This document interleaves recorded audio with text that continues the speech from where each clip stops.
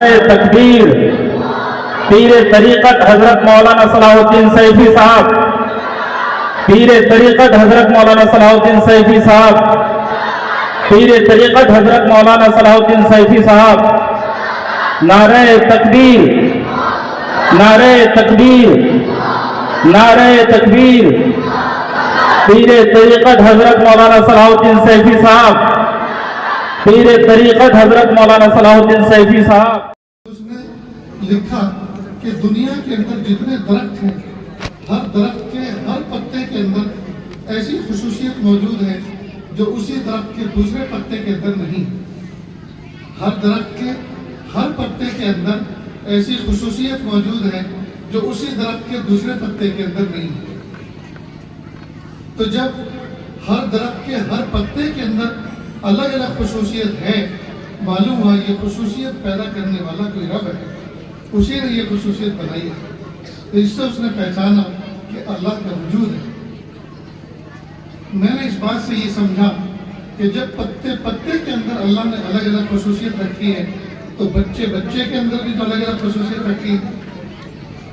یہ آج جو معصوم بچے اور بچیاں بیٹھی ہیں، کیا پتا کل کا کوئی شیخ الحدیث اس پہ چھپا بیٹھا ہو، کل کا کوئی شیخ التفسیر اس پہ چھپا بیٹھا ہو، کل کا کوئی ایم پی اور ایم ایل اے اور سی ایم اور پی ایم چھپا بیٹھا ہو۔ کیا پتا اللہ نے ان بچوں کے اندر کیا صلاحیت رکھی ہے۔ اساتذہ کو چاہیے کہ ان بچوں کو محبت کی نظر سے دیکھیں، محبت کی نظر سے ان پر دست شفقت رکھے اور ان کو آگے بڑھائیں، تاکہ ان کے آگے بڑھنے میں، ان کی صلاحیتیں ظاہر ہونے میں اساتذہ کا کردار ادا ہو جائے اور ان کا حصہ لگ جائے۔ کئی مرتبہ بڑی بڑی صلاحیت والے بچے ہوتے ہیں، لیکن استاد کے رویہ غلط ہونے کی وجہ سے، شفقت اور محبت نہ ہونے کی وجہ سے وہ بچے بیچ میں سے ضائع ہو جاتے ہیں، اور بجائے دین کی تعلیم میں آگے بڑھنے کے وہ دنیاوی تعلیم کا رخ اختیار کر لیتے ہیں۔ تو اگر اساتذہ اپنے بچوں کے ساتھ حاکم اور محکوم کا تعلق نہ رکھیں، بلکہ مشفق باپ اور بیٹے کا تعلق رکھیں، تو نہ جانے کیسے کیسے جوہر تیار ہو سکتے ہیں۔ اسی طرح بچیوں کے اندر بھی اللہ نے ایسی ایسی صلاحیت رکھی ہے۔ کیا پتا کل کی کوئی رابعہ بصریہ ان کے اندر چھپی ہوئی ہو، رابعہ بصریہ جو پوری رات اللہ کے سامنے سجدہ کرتی تھی، عبادت کرتی تھی، اور تہجد کے وقت 2 ہاتھوں کا پیالہ بنا کر اللہ سے بھیک مانگتی تھی۔ پیارے اللہ، دنیا کے بادشاہوں نے اپنے دروازوں کو بند کر دیا، دنیا کے منصفوں نے، عدالت کے وکیلوں اور ججوں نے اپنی عدالتوں کو تالے لگا دیے، لیکن رات گہری ہو چکی، آپ تو جاگ رہے ہیں۔ پیارے اللہ، جس طرح سے آپ نے آسمان کو زمین پر گرنے سے بغیر کسی پلر اور ستون کے روک رکھا ہے، اللہ مجھ پر نفس و شیطان کو مسلط ہونے سے روک لیجیے۔ یہ رابعہ بصریہ رحمۃ اللہ علیہا اس انداز میں اللہ تعالیٰ سے مناجات کیا کرتی تھی۔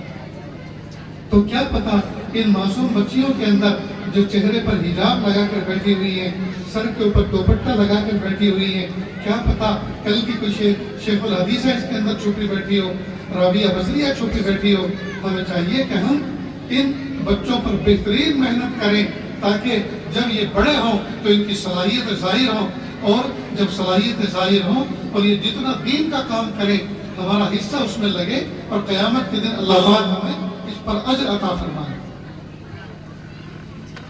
مجھے اس وقت ایک واقعہ یاد آ رہا ہے، سنیں اور دل کے کانوں سے سنیں، بس اس کو نارمل رکھنا، اس میں ایکو مت کرنا۔ ہر کامیاب مرد کے پیچھے ایک عورت کا کردار نظر آتا ہے، یا تو ماں کی شکل میں، یا تو بہن کی شکل میں، یا تو بیٹی کی شکل میں، یا بیوی کی شکل میں۔ جتنے بھی دنیا میں کامیاب مرد گزرے ہیں، ان کے پیچھے کسی نہ کسی عورت کا کردار رہا ہے، چاہے تو ماں کی شکل میں، چاہے بیٹی کی شکل میں، یا بہن کی شکل میں، یا بیوی کی شکل میں۔ تاریخ میں 2 بزرگ گزرے ہیں، 2 شخص گزرے ہیں، ایک احمد غزالی، ایک محمد غزالی۔ دونوں بہت پائے کے بزرگ تھے۔ بڑے بھائی عالم تھے، فاضل تھے، مسجد کے امام تھے، چھوٹے بھائی صوفی صافی تھے، خاموش مزاج تھے۔ عجیب بات ہے، چھوٹے بھائی بڑے بھائی کے پیچھے نماز نہیں پڑھتے تھے، تو لوگوں نے کہا کہ ये छोटे भाई बड़े भाई के पीछे नमाज क्यों नहीं पढ़ते? तो बड़े भाई ने अपनी अम्मी से शिकायत की, अम्मी जान ये छोटे भाई मेरे पीछे नमाज नहीं पढ़ते। तो लोग मुझ पर इल्जाम लगाते हैं कि क्या बात है तुम्हारे भाई तुम्हारे पीछे नमाज क्यों नहीं पढ़ते? माँ ने उनको बुलाया और कहा बेटा भाई की इब्तिदा में उनके पीछे नमाज पढ़ा करो। कहा अच्छा अम्मी मैं नमाज पढ़ूंगा। मगरिब की नमाज के लिए बड़े भाई ने नमाज की नियत बांधी, छोटे भाई के आके खड़े हुए। आज सबके सब लोग देखते मुस्कुराने लगे कि वाह आज तो बड़े भाई के पीछे छोटे भाई भी नमाज पढ़ने आए हैं। अल्लाह की शान, पहली रकात तो बड़े भाई के पीछे पड़ी, दूसरी रकात में जब वो खड़े हुए क़िरात शुरू की तो ये नमाज में सलाम फेर के नमाज तोड़ के बाहर निकल गए और अलग से नमाज पढ़ी। सब लोगों ने महसूस कर लिया कि ये निकल कर गए हैं, और जब सलाम फेरा तो सबने देखा कि वो तो अलग से नमाज पढ़ रहे हैं। तो सब लोग मुस्कुराए, हंसे कि क्या बात है, जिंदगी में आज पढ़ने आए थे और आज भी सिर्फ एक रकात पढ़ी। तो इमाम साहब से कहा कि क्या बात है, आपके अंदर कमी क्या है जिसकी वजह से आपके भाई आपके पीछे नमाज नहीं पढ़ते? वो खामोश हो गए, अपने घर पर गए और अम्मी जान से फिर शिकायत की कि अम्मी जान ये भाई मेरे पीछे जिंदगी भर नमाज न पढ़ता तो मुझे अफसोस नहीं था, लेकिन अफसोस इस बात पर है कि आज नमाज पढ़ी और सिर्फ एक रकात पढ़ी और बाकी अलग से नमाज पढ़ी। माँ ने पूछा बेटा तुमने ऐसी हरकत क्यों की? तो छोटे भाई ने कहा अम्मी जान जब मैं बड़े भाईजान के पीछे नमाज पढ़ने के लिए खड़ा हुआ मैंने देखा मेरे भाई का दिल अल्लाह की तरफ मुतवज्जे है, लेकिन जब दूसरी रकात में उन्होंने क़िरात शुरू की तो मैंने महसूस किया कि कश्फ के जरिए से मुझे पता चला मेरे भाई का दिल अल्लाह की तरफ मुतवज्जे नहीं है। तो मैंने सोचा जब इमाम का दिल ही अल्लाह की तरफ मुतवज्जे नहीं है, ऐसे इमाम के पीछे नमाज पढ़ने का फायदा क्या?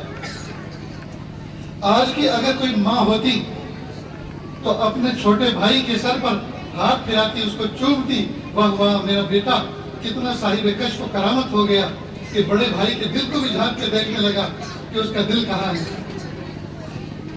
माँ ने पूछा बड़े भाई से क्यों बेटा तुमने ऐसी गफलत की नमाज क्यों पढ़ाई?